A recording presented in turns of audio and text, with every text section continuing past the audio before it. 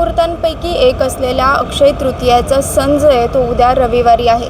या दिवशी अनेक घरांमध्ये आंब्यांचा नैवेद्य जो आहे तो दाखवला जातो।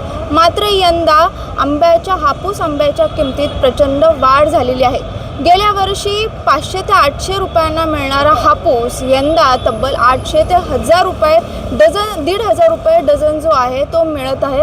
ह्या आंबे जे आहेत हापूस आंबे मार्केट यार्ड, गुलटेकडी, खाऊ फळ बाजारात दरवर्षी अक्षय तृतीयेच्या पार्श्वभूमीवर आंब्यांची मोठ्या प्रमाणावरती आवक होते, त्यामुळे दर जे असतात ते कमी होतात।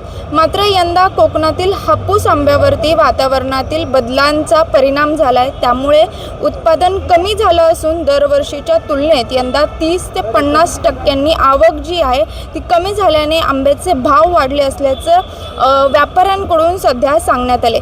खाऊक बाजारात सध्या 5 ते 7 डझन कच्च्या आंब्यांचे दर 3000 ते 6000 आहेत, तर आंबा जो आहे ते 5 ते 7 डझन आंब्यांची पेटी ही जी आहे ते 3,500 पासून ते 6,500 रुपये दराने विक्री केली जाते।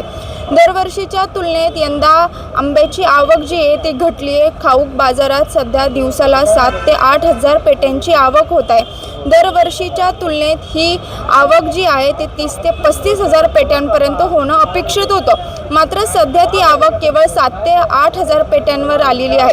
मागणी देखील वाढलेली आहे, मात्र मालच उपलब्ध नसल्याने अक्षय तृतीयेच्या मुहूर्तावरती आंब्यांचा हा जो आहे परिणाम झाल्याचं आपल्याला पाहायला मिळते।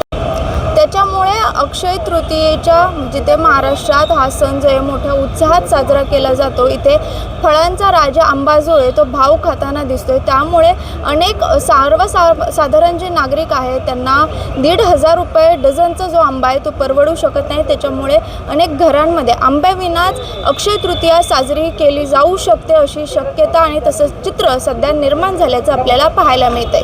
शिवानी लकडे, टाइम्स ऑफ महाराष्ट्र, पुणे।